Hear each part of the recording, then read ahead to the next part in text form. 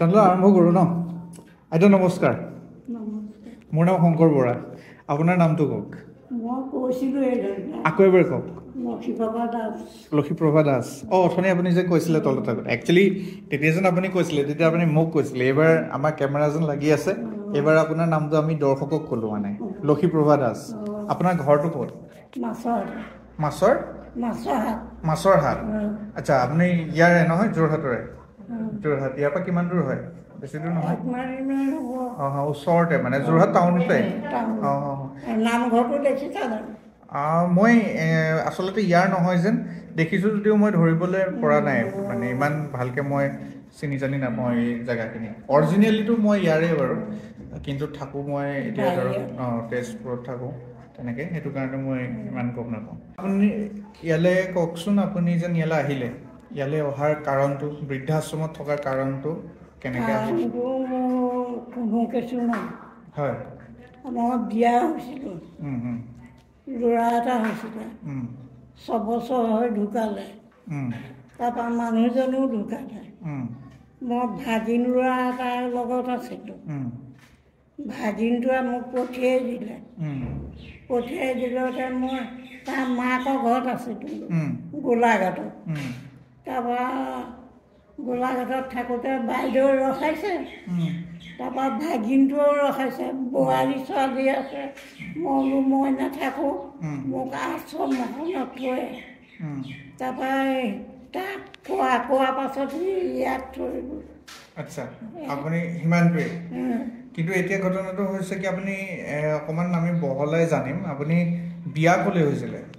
বিয়া মানুহজনৰ ঘৰ আছিলে ৰংবং গোলাঘাট ৰংবং তাৰপৰা ONDCত চাকৰি কৰিছিলে আমি ভৰাঘৰতে আছিলোঁ ভৰাঘৰত থাকোঁতে মানুহজন ঢুকালে ল'ৰাটো আপোনাৰ আগত ঢুকাইছে ল'ৰাটো আগত ঢুকাইছে মানুহজন পাছত ঢুকাইছে ঢুকোৱাৰ পাছত মই ভাগিন ল'ৰাটো লৈ গ'ল তাতে আছোঁ যেনিবা ভাগিন ল'ৰাটোৱে লৈ গ'ল কিন্তু মানুহজনৰ যি ঘৰ দুৱাৰ আছিলে ঘৰ দুৱাৰ হেৰিয়া তাত ৰংবঙত বহুত দূৰ আপুনি সেইটো নগ'লে গৈছোঁ বাগানৰ মাজে মাজে যাব লাগে তাৰপৰা ভায়েক আছিলে ভায়েকো ঢুকালে ভতিজাক আছে মই নগ'লোঁ আৰু সকামলৈ মাতিছিলোঁ সিহঁতি নাহিলে তাৰপৰা এতিয়া মই ভাগিন ল'ৰাটো মোক পঠিয়াই দিলতে বাইদেউ ঘৰত আছিলোঁ গোলাঘাটত তাই ৰখাইছে ল'ৰাটোও ৰখাইছে মই নাথাকোঁ সেইটো ভাগিনে ৰখাইছিলে আপোনাৰ মানে যোনটো ভাগিনৰ লগত আপুনি আছিলে সি আপোনাক পঠিয়াই দিলে তাৰ মাকৰ ওচৰলৈ পঠিয়াই দিলে মাকৰ ওচৰত আছিলোঁ ল'ৰা এটা আছে নহয় আৰু এটা ল'ৰা আছে মানে আৰু এটা ভাগিন আছে দুটা ল'ৰা তাৰপৰা ঘৈণীয়েকো আছে মই বোলো আশ্ৰমত মোক থৈ বোলে নালাগে ইয়াতে থাক মই নাথাকোঁ এমাহমান থাকিলোঁ থাকি আৰু মই গুচি আহিলোঁ ইয়াত থৈ গ'ল এতিয়া আপোনাৰ বিয়া হৈছিলে ৰংবঙত গোলাঘাটৰ ফালে বিয়া হৈছিলে আৰু আপোনাৰ মাছৰ হাতত আপোনাৰ নিজৰ মা দেউতাৰ ঘৰ আছিলে আচ্ছা আপোনাৰ মানে সেই তেনেকেই হ'ল ঘটনাটো আপোনাৰ ইয়াৰ মাজত আপুনি কিবা দুখ কষ্ট পাইছিলে নেকি এইবিলাক ইয়ালৈ অহাৰ আগত ধৰক কিবা দুখ কষ্ট পাই পেলাই ল'ৰাটোৱে মোক আৰু পঠিয়াই দিলে নহয় পঠিয়াই দিলে মাকৰ ঘৰত থাকিব প্ৰথমতে আপোনাৰ সেই ল'ৰাটোৱে ভাগিনটোৱে আপোনাৰ ৰেছপনচিবিলিটি দায়িত্ব লৈছিলে যেতিয়া দায়িত্ব লৈছিলে মহাক ঢুকোৱাৰ পাছত তাৰপৰা মই দোকানত থাকোঁ পানী দোকানত সি কণ্ট্ৰল দোকান আছে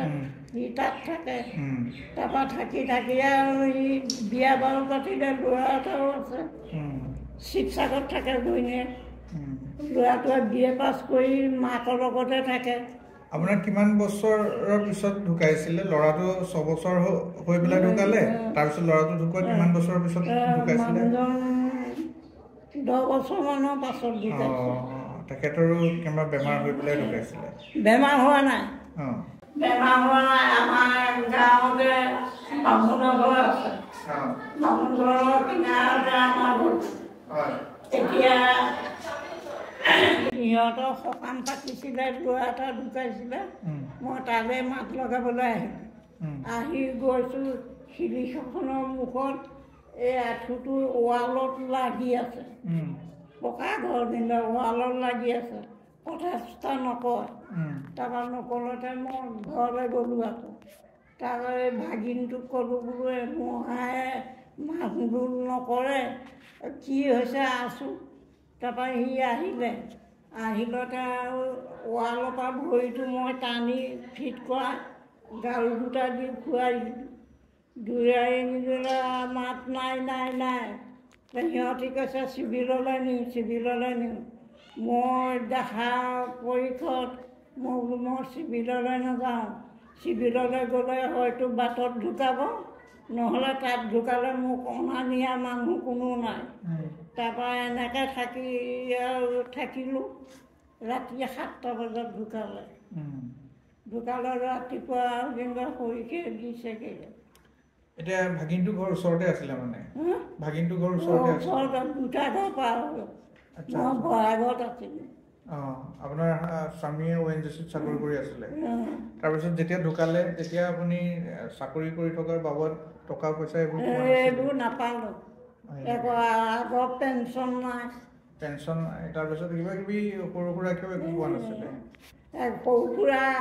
তাৰপৰা আহি পানি সৰু সুৰা গাড়ী চলাই আৰু এম্বেচাডৰ সেইবোৰ চলাই মেলি আমি ঘৰখন চলি থাকোঁ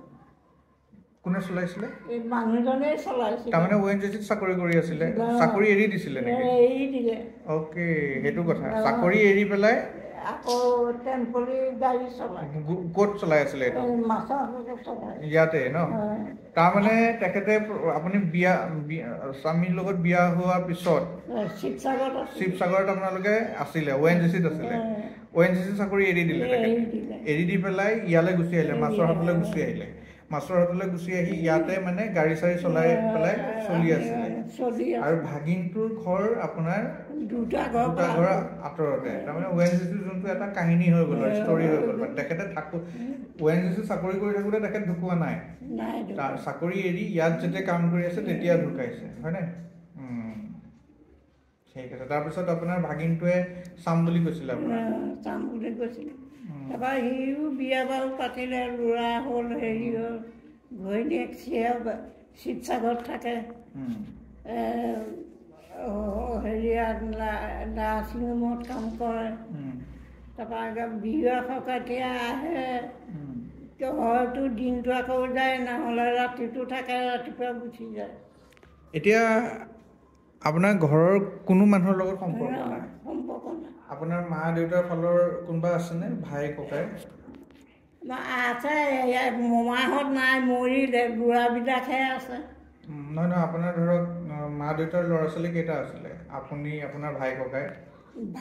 আমাৰ দুজনী বাজনী তাৰমানে সেই দুজনী ভাই ভনী ভাগিনকেইটা কথা আপোনালোকৰ ল'ৰা ককাই ভাই নাছিলে সেইটো কথা ন এতিয়া সিহঁতে খবৰ ল'লে লোৱা আৰু বাকী লয় খবৰ লয় এতিয়া এই ভাগিনটো আহে ইয়াত থৈও গৈছে আকৌ এদিন আহিছে আকৌ পূজা গুৰিত লৈ যাম বুলি কৈছে এসপ্তাহমান থাকিবিগে বোলে লৈ গৈ তেনেকে যাব পাৰে ন এসপ্তাহমান থাকিবলৈ নে একেবাৰে যাব লাগিব ইয়াৰ পৰা গ'লে